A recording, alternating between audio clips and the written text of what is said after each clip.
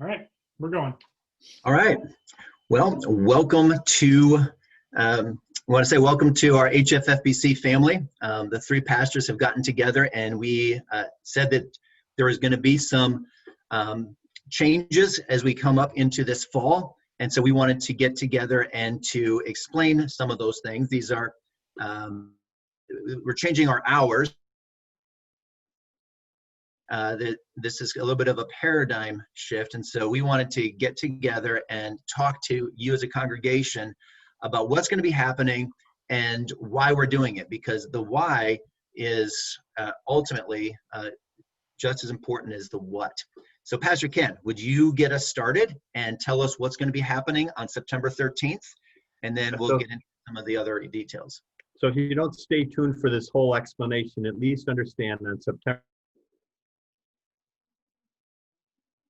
times on Sunday morning. We always do in the fall, but this year our shift will be, first service will be at 8:30, and then we will start with Sunday school for adults at 9:45, and then the second worship service will be, as it has been for years, at 10:45. Both services are going to be the same, and they will be very similar in the way they are to the way they are right now. Let's move forward to where we're headed, and then we'll come backwards to see the steps to where we get there, assuming that we'll be able to do that. So what would that look like?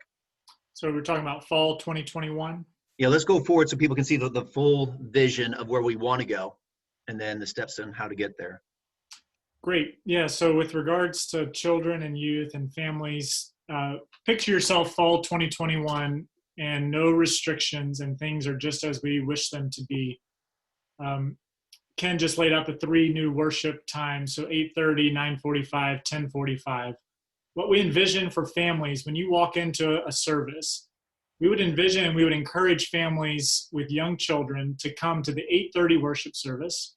Everybody start in the sanctuary together and begin by worshiping together. So that means come together for the opening songs, for the hymns, for the prayers. And then about midway through the service, right around the offertory, we picture, then we would have a children's church time where children, roughly ages 3 to 10 or so, would then be ushered out into the fellowship hall to do a children's church time for about 30 minutes. So from about 9 to 9:30, they would be in a children's church time. And this would be during mostly when the sermon would be being preached in the sanctuary. And so parents would remain in the sanctuary to get a standalone time to listen to the sermon and to engage in worship that way, and to finish off the service. Children would be with their leaders in the fellowship hall for children's church. And then from 9:30, whenever children's church ends, those children would be directed straight to their Sunday school classes, whether to the preschool wing or to the elementary wing. Parents would not need to come pick up their children, but they just would be escorted by their leaders straight to their classrooms, where they just would then be led right into their smaller classrooms. Parents would finish off in the worship service, they would be done, and then they wouldn't need to go pick up their children, but rather they could just go straight to their own adult Sunday school class, their own discipleship time, where they could get time to learn and grow, knowing with the peace of mind that their children are being taken care of. Also, it'd be noteworthy to know that during that time, there'd be a nursery provided. So for families with babies or children under the age of 2, there would be a nursery, Lord willing, during the Sunday school hour as well. And then at the conclusion of the Sunday school hour, at about 10:30, parents would be finishing up. Then they could go pick up their kids from Sunday school, and theoretically go home at that time to continue on in their Sundays. We still would have the 10:45 service. So if families wanted to come to the 10:45 service, then they could start, for instance, by dropping off their kids at Sunday school at 9:45, and there'd be people there ready to receive them. So they could start with Sunday school and then go to the 10:45 service, but there wouldn't be children's church during the 10:45. We would have a children's story, kind of like what we've been doing this summer that Laura Conant has been doing. So Lord willing, in fall 2021, whenever we're able to use all the space effectively, maybe even a little bit before then, we could have all those options for families to really just kind of go through a Sunday morning with kids getting a really rich discipleship time, both in a large group format with some worship elements, during the sermon, but also with their Sunday school classes. And then the same for parents. They could really engage in some of the deeper discipleship times offered to them during that 9:45 Sunday school hour. Awesome. So that I'm listening to that, and I'm kind of excited for these families that I see kind of running from preschool down to the downstairs up to the nursery and just all over the place during the fellowship hour. And I know it can be really hectic. And so I'm feeling like that's just very welcome news for people, that they'd be able to have that. So we are actually very excited about that. And part of the reason we're doing this video is we hope that people will grasp that sense of excitement that we have, but also loving our families in that way, but also the opportunity that it is for both the kids and the parents as well. Can you tell me, so that's the vision where we're headed. What can people expect on September 13th, and what are the steps to get there? Yeah, so for families on September the 13th, we won't be able to offer anything specifically new on September the 13th. So where we are right now, September the 13th will look very similar to what the summer has looked like. There will continue to be a children's story in the middle of the worship services, both at 8:30 and at 10:45. And so there'll be a children's story available during that time for children to come up, to have a special moment on the stage. They'll get a bag like they have, go back to their pews. And again, one of the big things that we've been really wanting to emphasize for families is the value of worship together in the sanctuary. We've been really emphasizing that this summer, and we want to continue that. We see a deep value of families being together to sing, to pray, to worship together, and we want to continue that. And then eventually there may be a time where we can do more age-appropriate stuff during the sermon time, for instance, that we're going to build into. But starting September 13th, it'll look pretty much the same. What we are planning deeply, and I made a video about this earlier this week that I sent specifically to families, is we're hoping, Lord willing, and this is tentative, and we're targeting October the 4th, Sunday, October the 4th, to be when we can relaunch our Sunday school for preschool and elementary and youth ministry, as well as have nursery. So that's the target date, is to give a couple of Sundays advance to where we can get the rest of our planning done for that and get all of our leaders in place. So just tell you right up front here, I said this in a video yesterday, but just to let the larger church know, please be praying for these next couple of weeks, as we have some slots to fill in order to make preschool, elementary, nursery, and our youth small groups happen as soon as possible. As soon as we get those slots filled, we feel like we can make this happen. And we know so many families are not able to have in-person things for school or for other social things right now, or sports. So much is canceled. And the church is not wanting to be canceled. We want to have these programs offered as soon as possible, but we need some leaders to help step in. So please be praying. If you'd like to be involved, reach out to me. And we'd love to talk to you about what some of those opportunities are to make it happen. So Lord willing, October 4th, we'll have Sunday school for all ages back. So if you're one of those people who's really frustrated by everything closing down and you want to be part of the solution, talk to Pastor Stephen. And we'll see about getting those things together. All right. So that's going to also affect. So I also heard some people in the back of their minds saying, okay, so I'm going to drop my kids off, and then I'm going to a Sunday school class, almost like, so let me tell you a little bit about what's happening there. We have had kind of a smorgasbord approach to Christian education. Actually, pre-COVID, I'd gotten together with a group of people, and we began building a curriculum of pathways for discipleship. And this pause really gives us a time to put a pause on what we've been doing and to kind of reimagine how that would look. And so during the adult Sunday school hour, which is really going to be about 45 minutes, we're going to be offering various classes for adults to take at various levels of your Christian journey. So if you're a new believer, or this is really to every believer, there will be classes on basic doctrines, Christology, the incarnation, theology, soteriology, pneumatology, all the ologies. So they're basic doctrines, basic disciplines, things like that. For those people who've been through all those things and you could almost teach them, number one, we'd welcome you to that. Number two, we'll be also offering other classes having to do with apologetics, LGBTQ issues, politics in the church, science in the Bible.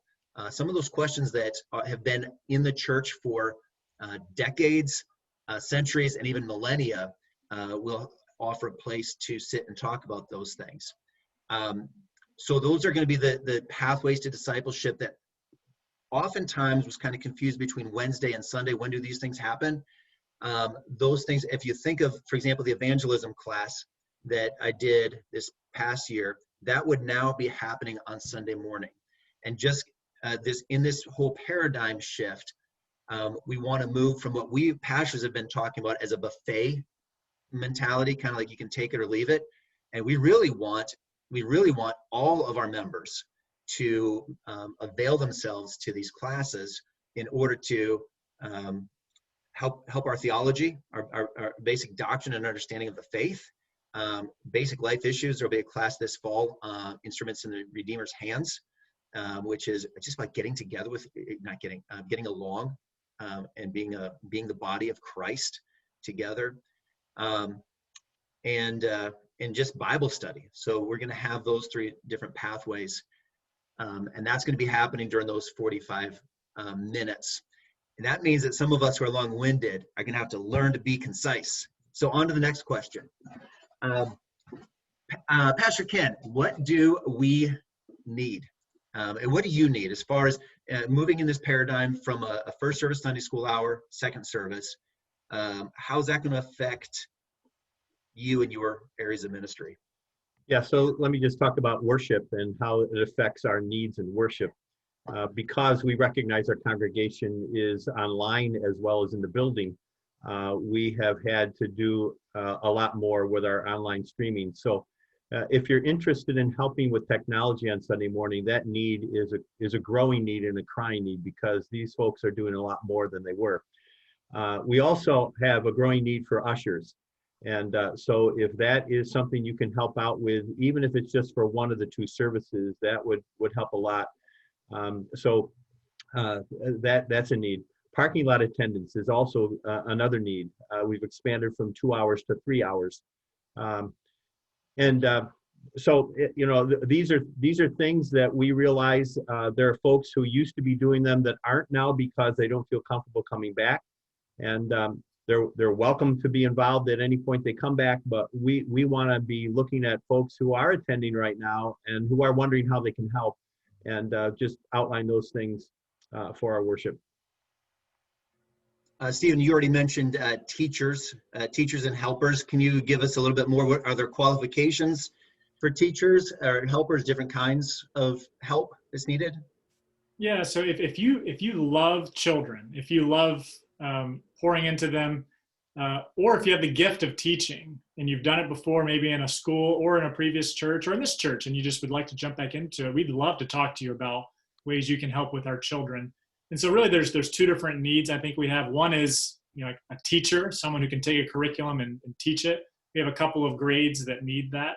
And then the second one would be just a helper. So someone who can come in and teach some, but not be the primary teacher, but just more be there to care for the children, to get them their materials, to take them to the bathroom, to check them in and out, to be a great assistant to parents when they come in and drop them off, just to love children well. So for preschool and elementary, again, we have a couple of different slots we need filled there. And it all starts with, first, if you love children, if you care about the next generation and you want to start with the bottom, with our youngest of youngs, we have some needs there. The next big need, though, is nursery, because if we're going to have 2 worship services and then a Sunday school hour in the middle, we're going to need nursery workers in that middle hour as well, which means we now have 3 slots of nursery as opposed to just 2 that we've had in the past.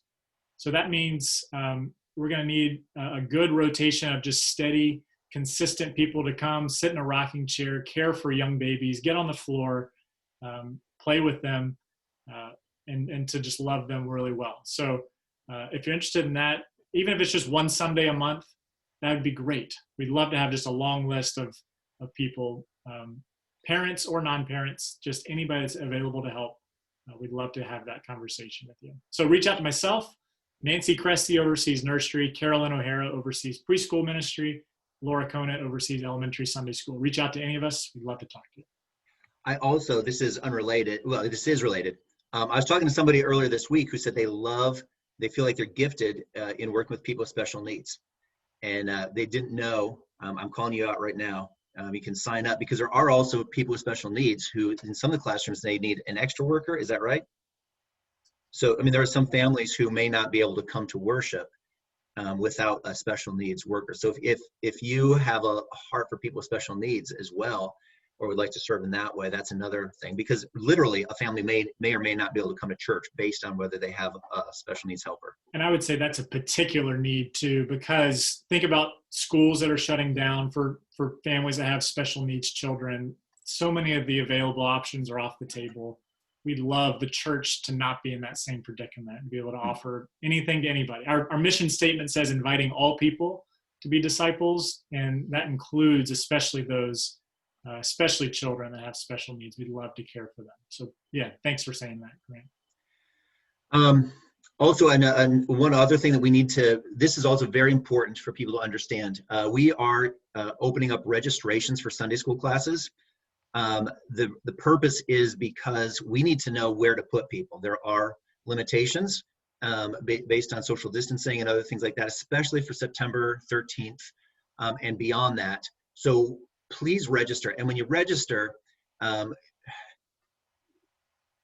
please understand that you're taking a spot of somebody else who may not. And it really helps us to know.